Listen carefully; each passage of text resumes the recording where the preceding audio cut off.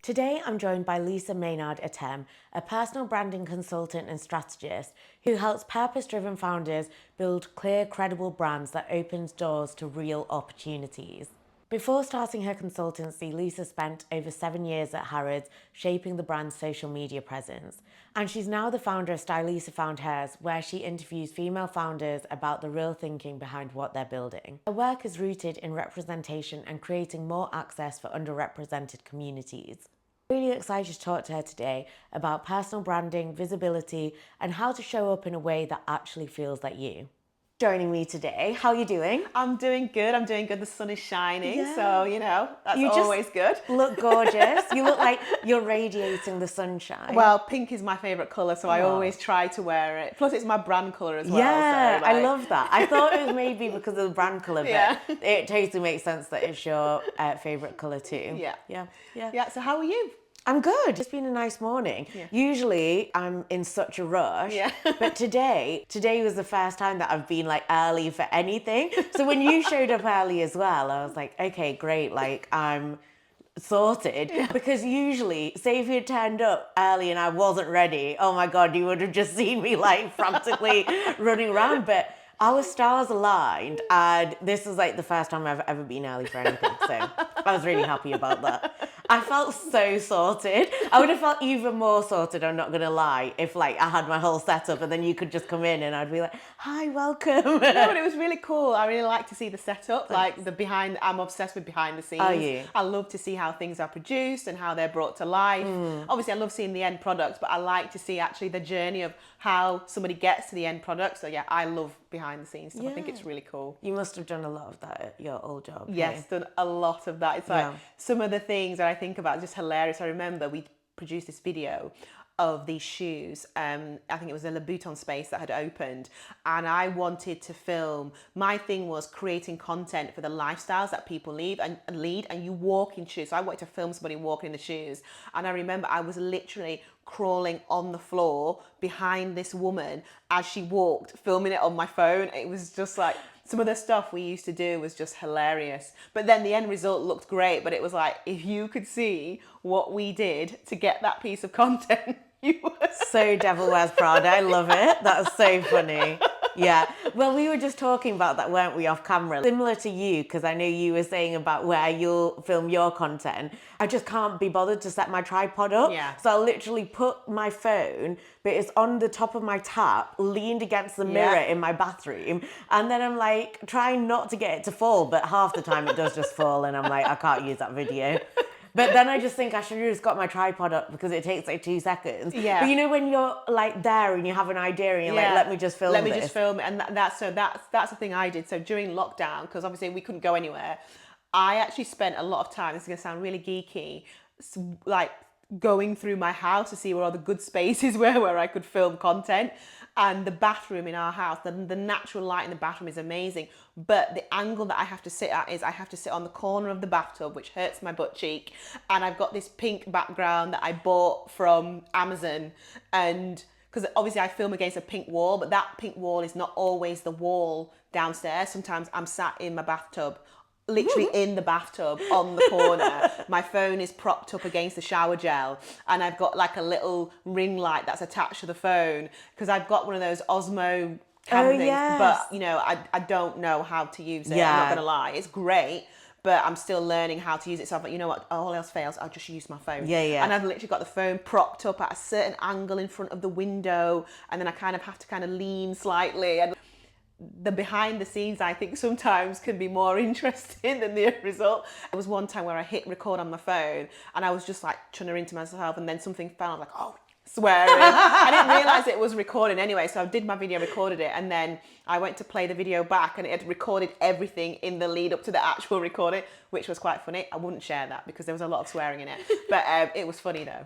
Yeah, I do love a little blooper, I'm not gonna lie. Yeah, I had to record, I did actually post this, but I was doing a video to promote one of my events. So I was sat in a particular place, it was outside, it was in Stockport, and then there's so many people walking past, and I can't tell you how many times I forgot my line, or something went wrong, or something rolled into shot. But then I thought, you know what, this is actually really funny. I'm just going to post this. Yeah. And there was a little plastic glass rolling into frame. There was me like forgetting my line. I said something weird where I was like, come join me and Gary for a night of fun. And I was like, no, this sounds like weird. Not the vibe that I'm going for. Yeah, we'll post that. Show the real side of it. But yeah. I think that kind of content is good. I think what we were talking about before is there was a period when I first started working in social media where everything was just super polished and overly produced, and I actually don't like that kind of content. I like to see, you know, some realness in there. Like if something goes wrong, depending on what it is, should you take that out, or you could use it as a separate piece of content?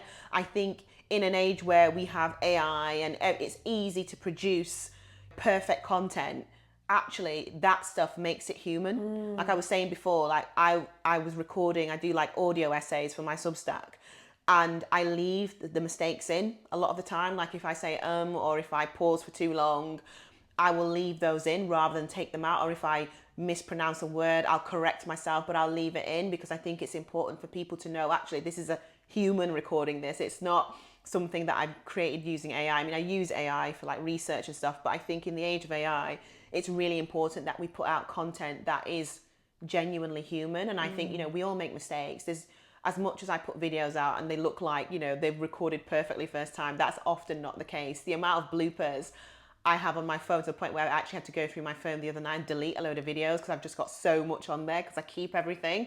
But I think keeping that kind of sense of reality in your content is really, really important. Obviously, it's not appropriate all the time, but I actually like when I see videos where people have not taken out, maybe if they've used too many times or whatever. I actually quite like that, because I just think, well, that's a real person and that's how you would be in real life. So I really like that. Yeah. This kind of leads me nicely into my first question. You have a lot of experience in personal branding. Yeah. So let me know why you think this is important right now.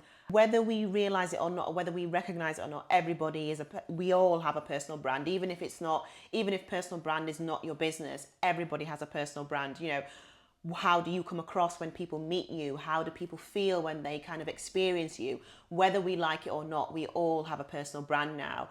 And the world is so flooded and there is so much of the same thing out there. How do you then elevate yourself above the noise? Because there is a lot of noise. There are a lot of people doing very similar things, like podcasts, for example. You know, it used to be blogs. So it's like, well, if there are a lot of people out there doing the same or very similar things to you, how do you elevate yourself above that? And the best way to do that, I would say, is through a personal brand. What does your brand say about you that differentiates you from the competition or differentiates you from other people out there in the market? I think that's really, really important. And if someone was struggling to find their personal brand, what advice would you give them? I think it all starts with your values. It starts with, you know, who are you as a person? What are your values? What do you believe in? What is your point of difference? It's very easy to fall into a trap of, you know, mimicking other people and saying the same things that other people are saying. But actually, what really establishes your brand is what is unique about you.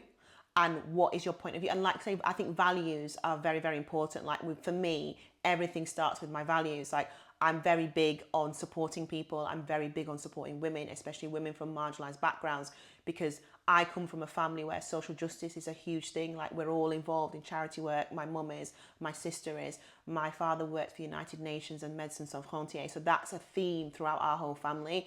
So for me, everything I do is underpinned by my desire to not just help myself, but to help somebody else, even if it's just one person. And that's something that I base all of my work on. Like if there's no value in it or it doesn't align with my values, then I just don't do it. And I think that's really important for a personal brand, because personal brand is now being thrown around everywhere. Everybody's talking about it, which makes perfect sense. But if you're going to be really serious about it, I think you have to really get clear on who you are, what you stand for, what you want to be known for, what you want people to come to you for. You know, what rooms do you want to be invited into? What tables do you want to be invited to? You can only do that if you're very clear on who you are, what you stand for and what your values are. I listened to a podcast that you did recently, and you spoke about some of your dad's work at the Yes. UN, and you were saying about how it really put into picture for you what you say and how people listen to you. Yeah. And can you speak a little bit on that and how that shaped you at all? Yeah, so my dad, when I was young, very young, about 5 or 6 years old, used to take me to his meetings because he wanted me to understand that just because you're a girl and just because you're a person of colour, it doesn't mean that you can't access certain spaces. It will be challenging, but it's not impossible. And so he used to take me to his meetings, and even though I was very young and I couldn't verbalize it, I understood that there's a reason why I'm here. And the thing that always stood out to me in those meetings was that he was in charge. Well, firstly, we were always the only two black people in the room. There was never anybody else of colour, but he was in charge. And I remember sitting in the meetings thinking, well, when he says something, everybody else around the table does something, and so clearly he is in a position of power, which means he can get things done. And I can always remember thinking, right, okay, so when I grow up, if I get myself into that position, I can do things as well that will help other people or that will move things along. So I learned from a very early age that if you want to affect change, you need to either be in a seat of power or be as close to the seat of power as possible. And just the way that people would interact and people would treat one another in the meetings, it was just very... I just started to learn from a very early age the importance of leadership and the importance of social capital, building relationships with people, building genuine good relationships with people. And it was really funny because I was the smallest person at that table and I had to sit on like 4 or 5 cushions because I couldn't reach. But yeah, he would purposely take me to these meetings, and he would even ask me what I thought afterwards, and I'd probably come up with some really like childish like response. But the thing I always used to do was I used to then go home and then I would set up my toys around my Fisher-Price table with my teddy bears and my dolls and my little like blue robot, and we would have our own meetings. And then my parents would come and say, oh, what are you discussing? What are you having a meeting about? And it might be like Crayola crayons or something like really trivial and childish.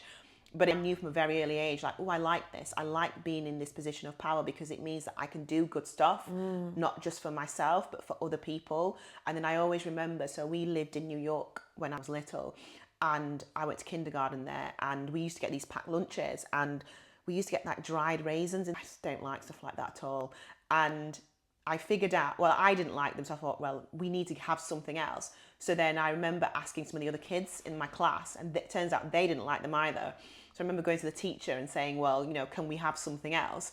And I managed to negotiate getting, we still got the raisins, but then we had another option. I think it was like dried apricots, which was no better.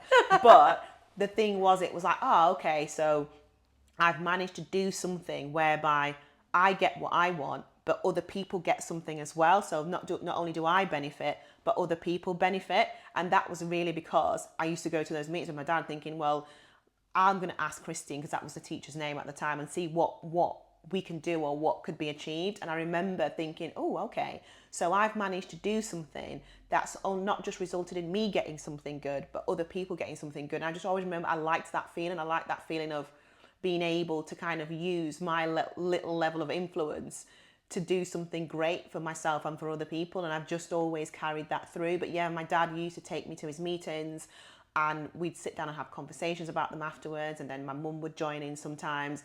And it was just, I got exposed to kind of this idea of leadership and being in positions of influence from a very early age, and it just really, really appealed to me. Plus, I don't really like being told what to do. I'd rather be the person like in charge. So it worked out very well for me. I love that. It sounds like you've just had 2 amazing role models that instilled amazing values in you from such a young age. There was one thing that we spoke about that I'd really like to delve into. Yeah. There's this kind of idea that the work that you do, if you just work hard, do it, get it done, then over time people will notice you. What do you think about that? I think that's bull. Just to be completely straight, I started working at 16. I am 48 years old now, so that's 32 years of work. And what I will say is that you can be the most talented person in the world, you can be the most hardworking person in the world. If you are not seen by the right people, you are not in the right rooms, you are not supported by people who are willing to kind of say your name in rooms where you may not be present, it is very, very hard to kind of reach a level of success. And this is all purely based on my own lived experience. You know, a lot of the work I do now is built on a foundation of being in jobs where I was very visible. So Harrods is a perfect example. You know, I headed up their social media for 7.5 years.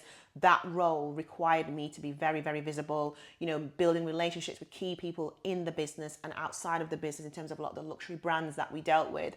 You know, I always say a big part of the reason why I was successful there is because I was very intentional about people knowing who I was, because I needed the buy-in, I needed the support. People can't support you if they don't know you exist or they don't know what you're doing. And I think this idea that people have been sold over the years that hard work is the thing that will get you ahead. Hard work is part of it, but it's not all of it. Because like I said before, you can be the most talented person in the room, but if people don't know who you are, or they're not willing to open doors for you or invite you to the table or invite you into certain rooms and spaces and places, it's really, really hard to kind of get the opportunities. And I think, you know, we talk a lot about hard work, and hard work is a big part of it, but sometimes, being completely honest, Lizzie, it isn't what you know, it really is who you know. And I know we've heard that a million times, but it's true. You know, I got that opportunity at Harrods because I met someone 5 or 6 years previous who I kept in touch with, and then they introduced me to someone, and that person introduced me to someone, and it went from there. But had I not have met them, it's highly unlikely that I would have been in that position, because I was just a young black woman living in Manchester with my mum. How likely is it that I would have got that opportunity without meeting somebody who was already in the organisation and in that space? Not saying it's impossible, but I think it would have been highly unlikely that I would have got the opportunity that I did without somebody being willing to step up and help me be visible in that space. So I think this idea that you can be successful alone on hard work, I just don't think it's realistic. Emma Grede talks about this. We need to be honest about what it really takes to be successful, and you need to sit here and say, oh, you just work hard and you'll get there. That's not true. It certainly hasn't been true in my case, because I've been working for years, but I've also been very intentional about where I'm seen, who I'm seen with, who I'm engaging with, you know, where I'm visible. I think that to say that it just comes down to hard work, I don't think that's realistic, and we shouldn't be telling people that. Hard work is a big part of it, but it's not the only part of it. Sometimes people will get opportunities purely because they were in the right place at the right time, or they know somebody, or they've been seen somewhere, or people are aware of them to a degree. So I think this idea that hard work alone is the thing that will result in success is not true. It's not accurate. And what advice would you give to someone who doesn't know where to start with that? Maybe, I don't know, they might have an unsupportive manager, or maybe they don't feel like they are getting mentioned when they've done the work, but maybe that isn't being visible to other people. I would say, and this could be a tricky thing for some people to do because it requires a level of confidence. But I say in today's world, I would say that you need to be your biggest advocate. You need to have the courage and the confidence to let people know what you are doing. You know, when you hit a particular milestone, one of the things I always tell people is to keep a file somewhere or document, even if it's notes on your phone, about your achievements. Like, I still have all of the Harrods milestones for the Instagram, because when I joined, they already had Twitter. I know it's now X, but at the time it was Twitter. So they already had Twitter and they already had Facebook, but they didn't have an Instagram account. And Instagram was relatively new then. And my thing was, I wanted to be the one to set up the Instagram account and get that to be the company's lead channel as the person who was heading up the social media at the time. So that became my obsession for like 6 of the 7.5 years I was there. I was determined, like, we're going to get 1 million followers, we're going to get 1 million followers. And I've still got the note in my phone. I was looking at it last night, actually. I saw that this morning. All the dates of when we hit 100,000, when we hit 200,000, when we hit 500,000, when we hit 1 million, when we hit... I've kept that. And I think, you know, you need to be your biggest advocate, and you need to not worry about what people think, because a lot of people say, oh, you know, you're showing off, it's conceited. At the end of the day, if you don't big yourself up, nobody else is necessarily going to do it for you. And it's like Barack Obama said, we are the people we've been waiting for. So if you find yourself in a situation where you're not getting the support from your manager, or the conditions aren't right or being created for you to be more visible so you can gain more opportunities, you've got to create them for yourself. now more than ever, I don't think it's wise to wait on other people. I think if there is something that you really want, you need to figure out a way to do it yourself. And I think in terms of visibility, you know, there's LinkedIn, we have social media, we have all of these platforms. I have always said that your job should serve you. You shouldn't serve your job. And I think in the past, people haven't approached it in that way. It's like, what can my job do for me beyond my salary and beyond my job title? It's like, actually, you should always be thinking, it's leverage for me. It's like every position I've ever had is leverage for the next thing that I'm going to do or the next thing that I might want to do. And I think that's the thing. It's a lot of it is around reframing our thinking. So don't be thinking, right, this is my job. How does your job serve you? What can you extract from it to help leverage and get you to the next level or to get you to where you want to be? I don't think it's entirely wise to just rely on your manager, because your manager might not want to help you. Your manager might just be interested in helping themselves, or, you know, they might have a massive team, so they may not have the time to dedicate to you as an individual or as much time as you would like. So you've got to be your own advocate. You kind of got to be your own kind of PR, if you like, and just put yourself out there in a way that kind of sits comfortably with you. But like I said before, I do accept that that comes with a level of confidence. It's having the confidence and the courage to do it, because not everybody is comfortable. Like, I talk to people all the time, like, oh, I'm not comfortable kind of talking about myself or talking about myself on camera. Like, well, if you don't do it, somebody else who isn't as talented as you is out there doing all the things you want to do, and the only difference is they've got the courage to get on this and start talking. And so just do it, you know, and just figure it out along the way. I think that's another thing as well. And I used to be guilty of this. People try to have everything be perfect before they start, but my attitude is, yeah, have a bit of a plan, but actually start before you're ready, because you may never be ready. Like, there's no perfect time to do anything. You just have to do it. You just have to suck it up and think, you know what, I'm going to start recording videos. When I first started doing videos, they weren't very good, but over time I got better. And I think you shouldn't wait to start. You should start as soon as possible. You know, start from where you are and work with what you have. Agreed. In tech, there's this, it's like an ideology, which is like minimum viable product. Yes, like, just MVP, go with what you've got, Yeah. you know. And that's been drilled into me so much, because that's a big reason why I started this podcast when I did. Did I have everything set up? No. I had the worst mics. I didn't even know who my guest would be. I didn't have a plan. But I was so surprised when I started it, and then suddenly people did want to be a part of it. And yes, I got a lot of no's, but I got a lot of yeses as well. Nothing's perfect, no, but I've started, and that's the best and biggest thing that you can do. Yeah. So yeah, I really do believe that. Like, you could wait forever. There's always something in your head that's going to tell you, like, now's not the right time, or like, I need to get this first, or I need to get that. But actually, that's just your brain putting obstacles in your way and stopping you from getting to where you want to, because maybe you're worried about being cringy or embarrassing or what people think about you. But you've just got to take all of that out of your head and just do what's right for you, because like you said, no one else is going out there and doing that for you, and the best person to advocate for yourself is you. Definitely. And I think as well, we need to move away from this idea of selfishness. Like, I was talking to someone the other day, I'm saying, look, if you want to be the best that you can be, you have to be the priority. You have to put yourself at the top of your to-do list. You're not going to get the things you want if you're not willing to do that. But I think, you know, that's another thing that we've been taught through society, is that, you know, it's selfish to put yourself first, or it's selfish to, but my argument is, well, actually, I actually think it's selfless, because not only do you benefit from a better version of you, but so does everyone around you. So does everything you're working on, your family, your partner, your friends, your kids.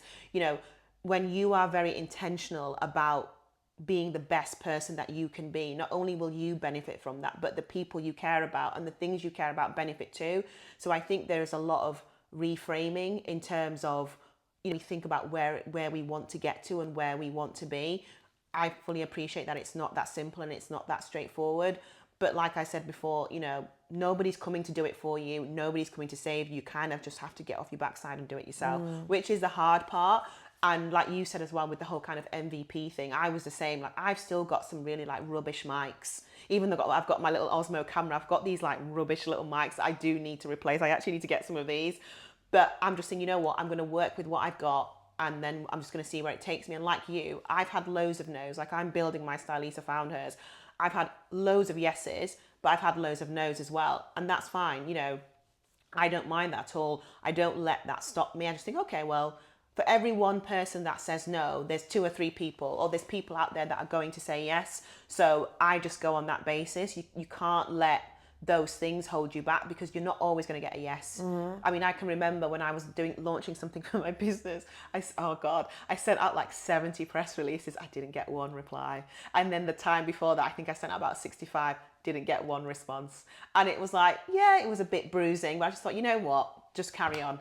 But yeah, it happens to us all. But I think you have got to, wherever you can, advocate for yourself. You've got to be, set up your own website, set up a Substack, do something, get out and meet people and talk to people, or ask for 15 minutes of somebody's time. You have to advocate for you. I don't think anybody should put the responsibility of their career or the things they want to achieve in the hands of someone else. You should control that as much as possible. I saw this quote, it might have been on like a podcast or something, but they were talking about getting no's, and someone was saying, every no just leads me closer to my yes. So they'd almost be so excited to get the no, because they reframed that rejection as, okay, actually, like when you look at it, I'm going to get X number of yeses, X number of no's, but then these no's, whatever, move on, like, because it leads me closer to my yes, which is the big thing that I'm working towards. Which is really I totally agree with that. I just think when I get a no, is it a bit disappointing? Of course it is. I'm only human at the end of the day, but I just think, well, okay, that's one less no, which is going to lead to a yes. And that's just how I just kind of think, right, okay, that's a no. Send an acknowledgement saying, oh, thank you for coming back to me, I appreciate it, and then just move on. I think it's good not to dwell too much on the negative. I think A, you need to learn lessons from it, but B, more importantly, don't dwell too much on it, because it can move you into a negative space, and that's just life. People are not always going to say yes to you. You just kind of have to, you get used to it. And I think as well, for me, it goes a lot deeper than that, because as a woman of colour, I've faced pushback my whole life, which you will be able to kind of resonate with. So I'm already used to getting no's. I'm already used to a certain level of negativity. So for me, it's like, oh, okay, I'll just move on. Yeah. Once I got rejected from a job. It actually makes me laugh, because they said I'm too similar to the people that work there. So I got rejected based on diversity reasons. Oh, wow. Okay. I know. And I was like, wow, I've never got that feedback before. Oh, wow. I've been rejected. I got rejected because I was told I'm too ambitious and that I'd probably leave the company in 6 months. And I'm like, what? You don't know me. You've made that decision about me from 2-hour-long interviews. And what's wrong with being ambitious? Yeah. Would you say that to a man? No, I know. How can you be rejected for being too ambitious? And too driven? Some of the... It's just I'm like, if you're not interested, just say that, but don't talk rubbish. Yeah. Some of the reasons are just crazy. So you work with a lot of purpose-driven founders, especially with FoundHers. So what are the biggest blocks that you see when it comes to showing up and being visible? I think the biggest one is overthinking. I can say this because I have been very guilty of this myself in the past, and I'm still guilty of it now. It's what was I doing the other day? I was doing something, and I felt myself tipping into the kind of over-analysing it, and I was like, no, Lisa, you've already made a decision, move on. And I think overthinking is a big part of it. A lot of the founders I speak to, or some of the founders I speak to, they're like, oh, I don't know how I feel about putting myself out there. And they've put so much thought into it. They overthink it so much that they kind of end up having this kind of state of paralysis where they overthink it so much that they then don't do it.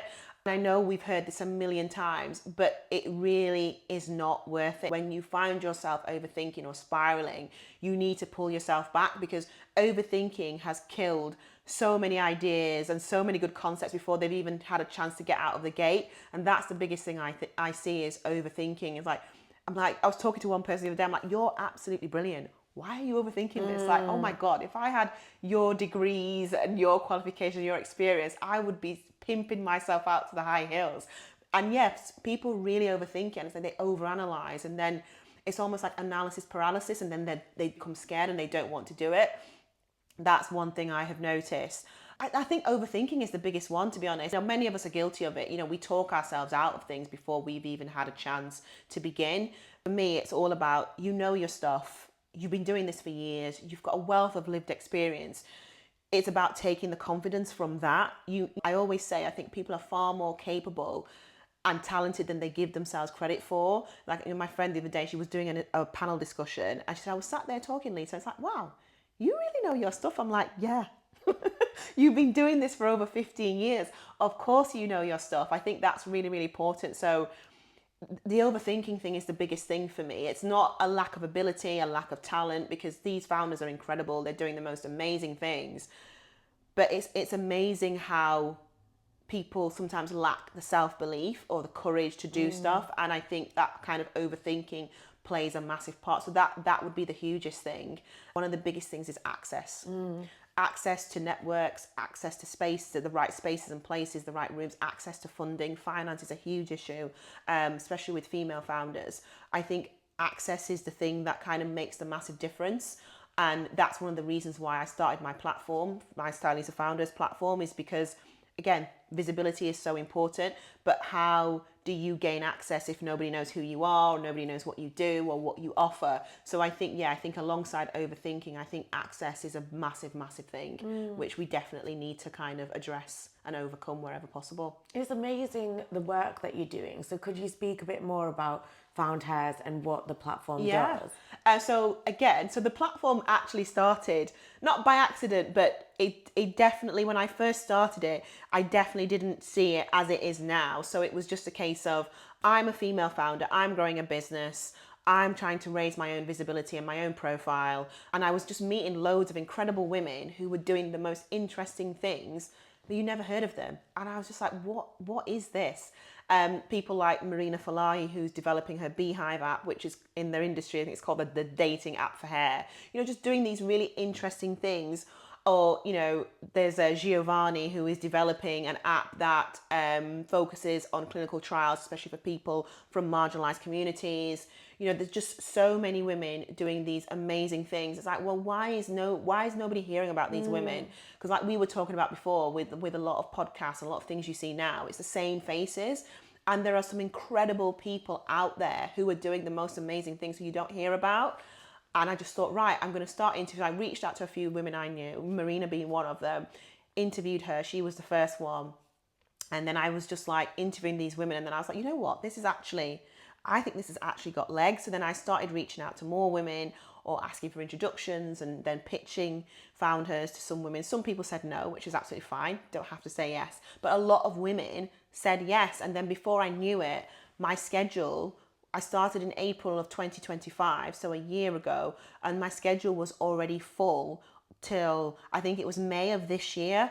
I was like, right, okay, I should do something with this. And then I thought, right, okay, I'm going to develop it into its own platform. So that's the stage I'm at now. So you have the FoundHers interviews, which are out every month. And then alongside that, you have the Founder Funders interviews, which is finance based or finance focused and talking about all things money in relation to women. Because one of the things I did see, or the continuous theme that kept coming up, was the issue of finance and accessing finance.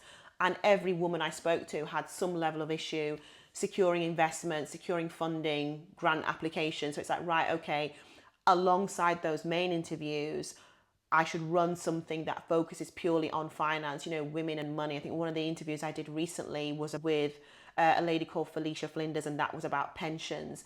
And then there was the other interview I did before that talked about income protection, which I'll be honest is something I'd never heard of 4 or 5 years ago.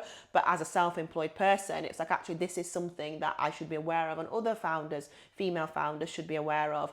And also as well, it's inspired by my own journey. Like, I was saying to someone the other day, I am my audience. It's like, because I am a woman, I'm building a business, I'm building this platform. I too have had challenges financially in terms of building what I'm building. So it kind of all just started from there. And like I say, now, fast forward a year on, it's kind of grown out into its own thing. And it's like, right, I could do something really good with this. And it goes back to what I was saying earlier about my values of helping people and really just spotlighting women, using my skills. I've got a background in marketing, in communications, in branding, using my skills to kind of shine a light on women who are at a level or a stage of building in the same way that I am. But yeah, it didn't start out as this, I'm going to build a platform or an ecosystem and it's going to be this. It was just like, let me do these interviews. I'll put them on my blog.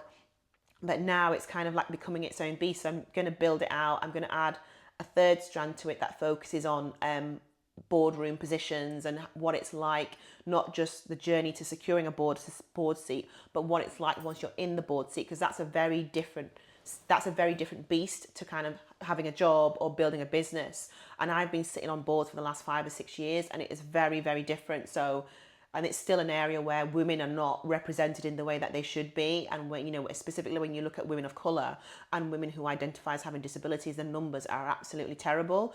So that is going to be the third strand, which I'll launch in a few months' time, which looks at the journey of securing board positions, but also what it looks like when you're on a board, and what the experiences are like for women who are helping to like shape businesses and make key financial decisions. But it's become this kind of whole ecosystem in itself, which is really exciting for me.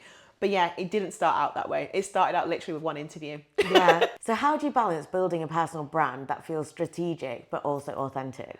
I think in terms of, and I know the authenticity word, that it's been bandied around everywhere, but I think the most important thing when it comes to achieving that is focusing on being very clear, firstly, on who you are, what your values are, what you stand for, and what you want to be known for, because everything stems from that. I was having this conversation with someone the other day, and they've kind of changed direction in their career, and they wanted to just start pushing out content. I'm like, well, firstly, you're changing direction, so you're kind of starting again, even though you're starting from a place of experience. You can't just start putting out content. You need to be really clear on, okay, who are you now? Because you're a different person to the first stage of your career. So who are you now? What does that look like? What are your values in terms of what you're doing now? What do you stand for? What do you want to be known for? And I think that's the thing that underpins everything. And for me, building my own personal brand, everything rests on my values. Everything rests on my principles. Everything rests on what I stand for, who I am, and everything. I really work on getting that piece right first, and then the strategy and everything comes from that. The two of them go hand in hand, obviously, strategy and authenticity. But I think for me, what is foundational is, like I say, being clear on who you are, what you stand for, what you want to be known for, what you want people to come to you for. I think that's the main thing. And you see some kind of personal brands out there where they're kind of just putting things out there. It's like, but is that what you stand for, or are you just saying that because that's the thing that's going to help you go viral? I think in order for it to feel authentic, it has to be kind of, without a shadow of a doubt, it has to be you. But that authenticity will only come across if you are very clear in who you are and what you stand for. I think that's the most important thing. Like I said, the whole conversation around authenticity is thrown around a lot. When it comes down to it, Lizzie, it's just about knowing who you are and being who you are, and making sure you're communicating that in a way that you want it to land, and you need to make sure that people understand it. Another thing that's really important as well is simplicity. I see people all the time in various different sectors, not just in the area of personal branding. I think sometimes people try to make things more complicated than they need to be. And the reason why we're communicating our brands externally is that because we want people to kind of buy into us, buy into our message, buy into our work, buy into what we're doing. One of the easiest ways to do that is to be simple in your messaging. I think sometimes people overthink it and overcomplicate it. And I always say that simplicity has sophistication that complexity can't match. And one of the easiest ways to get people to buy into you and what you're doing is to make it simple for people to understand, make it simple for people to adopt, simple for people to connect with. I still find, people will put out these reams and reams of content where, it feels quite complicated.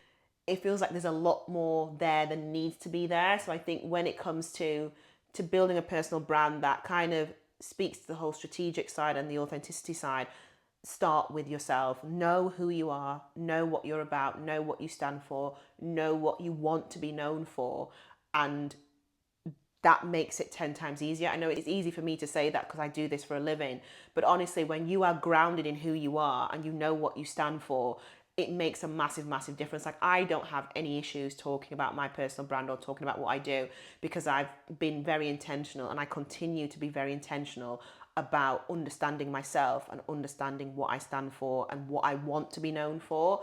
It took me a while to figure that out, but now that I have figured it out, it's very, very clear to me. It's very easy for me to create content. It's very easy for me to think, okay, is this thing that this person has approached me about, is it a natural fit? But that only works because, like I say, I'm very clear on who I am, what I stand for, and what I want to be known for. So I think, yeah, it does all start with you and you having a very clear sense of yourself. And how does your values underpin not just your professional life, but also your personal life? So my values underpin everything that I do. The biggest thing for me is prioritizing things. So like for me, like we were talking before, you know, I take my mum out. I go out with my mum every Saturday.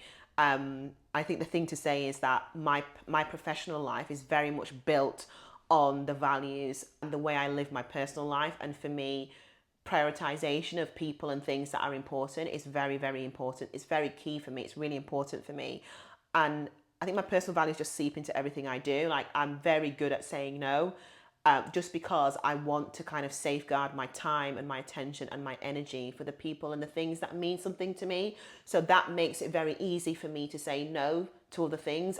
And maybe sometimes people think I'm being a bit harsh. I'm genuinely not. It's just like, well, that's just not a priority for me. I have these priorities in my life, and those things are foundational to me. Like, you know, spending time with my mom every weekend, that's important to me, you know, and that kind of helps to make up the person that I am.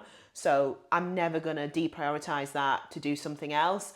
I think it's just being really clear on what your boundaries are, what your priorities are, and being really tough and anything that does not feed into those things, you have to say no to.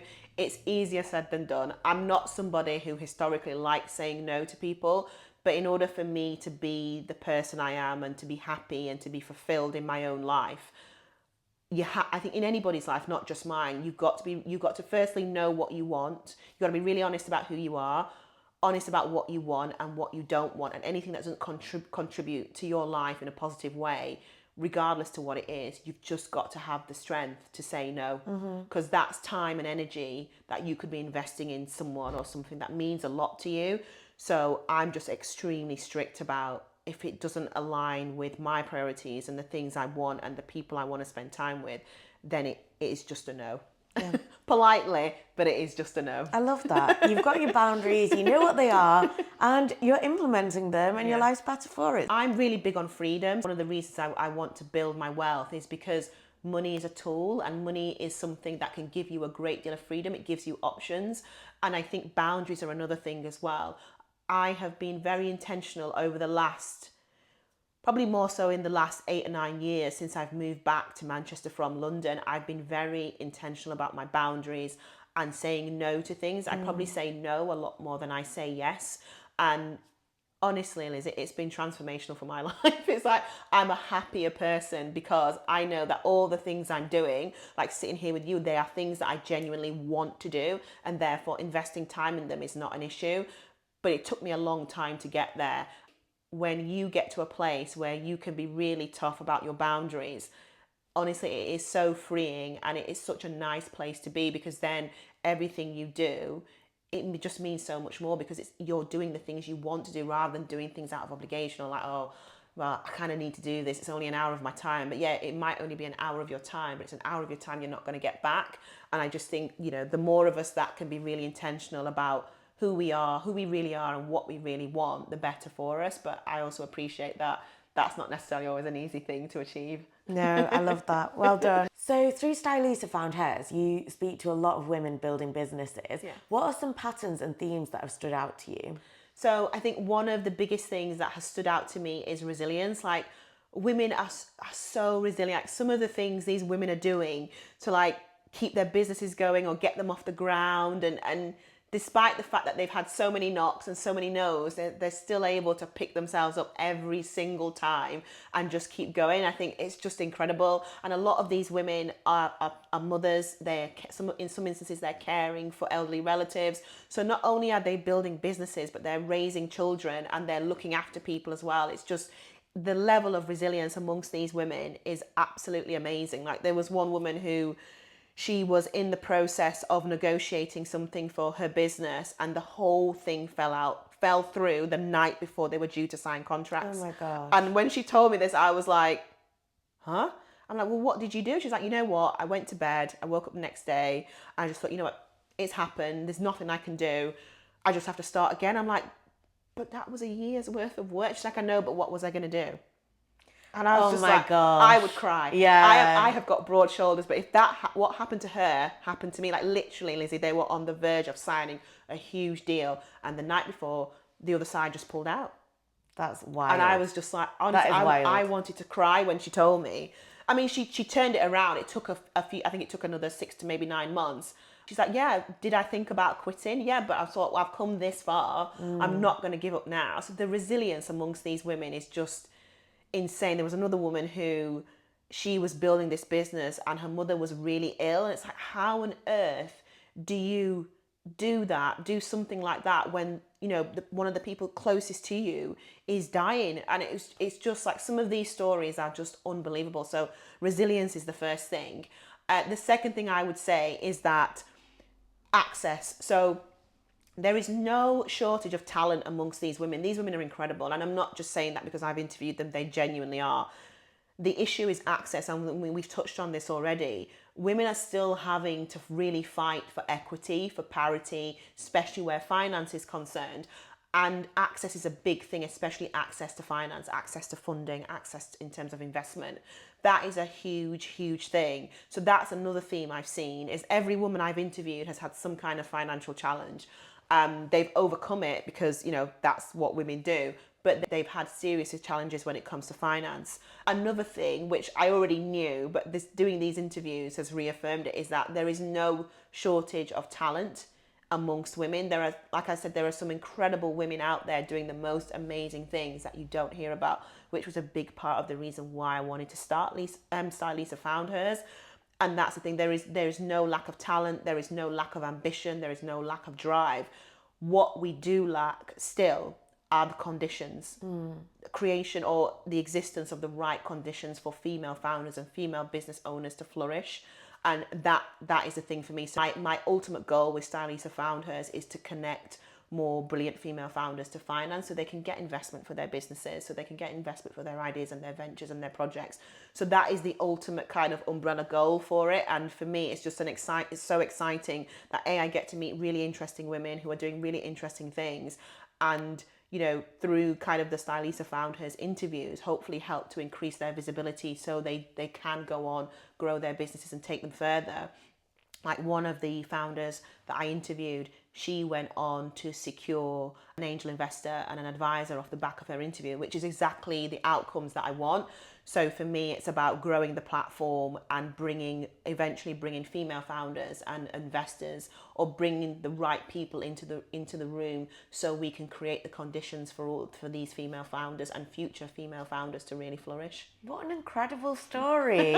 And well done for facilitating that. That's amazing. Well, I've not got there yet. I'm working on it. Obviously, STYLISA FoundHers is only a year old, but that's my ultimate goal, is to bring women and particularly investors together, because as we were saying before, we don't need more mentoring, we need money. So actually that is a thing. It's like, so my ultimate goal would be to bring these brilliant women together with people who are ready to invest, not just talking about it, but actually have the money, and they're going to put their money where their mouth is. So that is my ultimate goal with it. I'm still in the early stages of that journey, but yeah, that's the ultimate goal for me. It's going to happen. It's going to happen. Yeah, it's going to happen. I'm going to get like Oprah on there. And Yeah. It's going to go crazy. I love that. For anyone listening who knows that they need to put themselves out there, what advice do you have for them? I would say the first thing to focus on is clarity, not content. So this is something we've touched on before. Before you even think about posting anything, be very clear about who you are, what you stand for, what you want to be known for, what you want people to come to you for. So get very clear on that before you do anything else. Before you start making a plan, get very clear. Clarity is everything when it comes to visibility that translates into opportunities. So clarity is the first thing. And then, you know, start small. I think there was one time where there was this school of thought, this narrative where you have to be on every channel. You have to be in all places at all times. You don't. You can start with one simple post, just making sure that it's one idea that is consistently talked about. But just start small. You know, if you want to start with LinkedIn. You can start there just sharing an idea. You want to start on Instagram or you want to do TikToks. This whole idea of putting yourself out there, we kind of need to reframe it, because I think people, you say that to them, oh God, so I need to be on LinkedIn, I need to be on Instagram, I need to be on TikTok, I need to be on this, I need to be on that, I need to be everywhere. It's like, you don't need to be everywhere. You don't need to speak to everyone. You need to put content out there that will attract the right people to you. You know, don't think that putting yourself out there means you need to be everywhere all of the time, because you don't need to be. And again, it's that don't overthink it thing.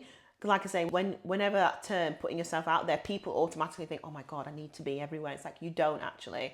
You need to be clear, you need to be consistent. And if that means it's just one channel, then that's just one channel. And also as well, you need to think about where your audience is. Like, so for me, LinkedIn is kind of my main channel. I put content out on Instagram, I put content on TikTok, but LinkedIn is probably the main channel for me. So that is where I will focus and concentrate a lot of my content, especially a lot of my thought leadership content. So yeah, it's just about clarity. It's just about starting small. Don't put yourself under pressure to be on every single channel, and kind of just not overthinking it. As well, think about what putting yourself out there looks like for you, because it's different for everyone. You know, some people will put themselves out there and put themselves on every channel, and that's fine if you want to do that. But that might not be the case for you. And as well, think about time, because putting yourself on every channel requires you to do a lot of work, requires you to create a lot of content. So just think about that as well, because normally when we start out, we're one man or one woman bands. So it's like, right, you've got to think about it. It takes time to create content. It takes time to come up with the ideas, to kind of like brainstorm them, to storyboard them, to film the videos or to write the articles or whatever. So that also takes time. So you have to factor that in. But the first thing is clarity. The second thing is to just don't put yourself under too much pressure. Start with one platform or start with one idea and build out from there. But yeah, don't overthink it, because I think if you overthink it, that stops you from making progress. But yeah, just be clear on who you are and what you want to say, and then go from there. Yeah, no, I completely love that. And especially when you were saying about attracting who you want to attract. At first, when I'd get unfollows on, I don't know, Instagram or TikTok, I'd take it really personally and I'd be like, oh, why did they not want to follow me anymore? Yeah. What am I doing wrong? Like, is my content not resonating? And then I just thought one day, you know what? It doesn't matter if they unfollow me, because my content didn't resonate with them, but I'll attract the people that my content does resonate with. Exactly. And I'm just building and curating my community by every post that I create. So yeah, sometimes it's just about reframing the narrative. I think there's a lot of reframing that we need to do. I think there are a lot of schools of thought that we have grown up with throughout history that don't serve us. So I do think reframing a narrative is very important. But there was something else as well, somebody I used to work with, who he always used to say, not every customer is your customer. Mm-hmm. Your content is not going to resonate with everyone out there. Some people are going to think what you're doing is great. Some people are going to think what you're doing is rubbish. It's like, I used to do this thing called Lisa's Life Lessons, where I just used to share just like a tip every day.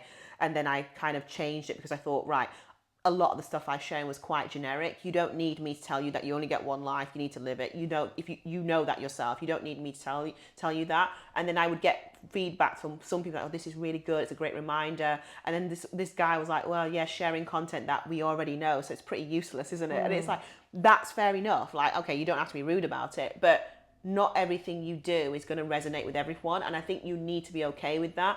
And you also need to, and I know this is much easier said than done, you've got to try not to take it personally, because these people don't know you at the end of the day. And also keep in mind, they're forming an opinion of you based on content. They're not forming an opinion of you based on you as an individual. They've never met you. They're probably never going to. So you've got to try and not take it personally, because a lot of the time, you know, with especially negative feedback, those people more likely than would never have the courage to say that to you, to come up to your face and say that to you. You know, they feel brave because they're behind one of these or behind some kind of screen.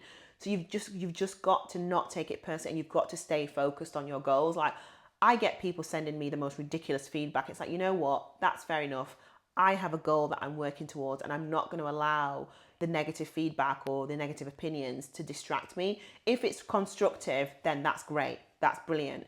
I remember when I first started posting on TikTok, someone, And it was an anonymous account. It's like, you know what, if you're going to say something, at least, stand 10 tones down Yeah. and say it. Say it with your chest. I can't understand why your content's good, but you're not getting, you're not getting the followers that you should. But I think it was actually somebody who knows me. I think because it just seemed very personal. And I'm like, why does that matter to you? How many followers I've got? Why does it matter? And eventually I just blocked the account because I just thought, this isn't constructive and this isn't helpful. I've always said when it comes to content, it's about the quality, it's not about the quantity. I would rather have 1,000 engaged supporters and a community than 10,000 vanity followers who don't engage with your content, who don't buy your products or your services. It's better to have a small engaged community who actually support you than loads of people who don't. You've just got to not take that stuff personally. You just got to kind of be quite resilient, because people are going to criticize you, and if they're not criticizing you, they're going to criticize somebody else. I just leave them to it. I just think if that's how you spend your time, then carry on. You're not going to take up any of my time. Like, I always say, if you want to be negative, you can be as negative as you like, but you're not going to take up my time doing it. Like, you can take that somewhere else. But yeah, easier said than done. It's not nice when you get negative feedback. I remember the first time I got like really negative feedback, I was like, oh God, that's a bit much. But people have their opinions, and I just leave them to it. Yeah, don't let the haters get you down. And plus, it's quite, I find it quite motivating, because it's like, you've taken time out of your day. It's like you could be doing anything. You could be doing so many positive things. You've taken time out of your day to do that. That says far more about you than it ever will about me. So I just leave you to it. When I get haters, I think, oh, you only get haters when you're famous. Yeah. So I always think you're doing something right. I think if everybody likes you, you're doing something wrong. You're definitely doing something wrong. So if people are out there hating on you for no reason, that you are just existing in the world and doing what you need to do, then I think you're doing something right. Agreed. Right, let's do rapid fire questions. Okay. So, favourite fashion brand? Oh, favourite fashion brand. So I love Chanel. My mum, like literally when I was little, my mum always used to, when she was getting ready at her dressing table, she'd spray her Chanel number 5, and she'd put her Chanel like pearls on. So, and I think she had a Chanel handbag as well. So like, I love Chanel, absolutely love them. A bit expensive, a bit out of my price bracket at the moment, but yeah, I've always liked them, because it always reminds me of my mum. So yeah, so fancy. I love that. Coffee or matcha? Neither. I don't like coffee, and I don't understand what the big deal about matcha is. I just think green cement.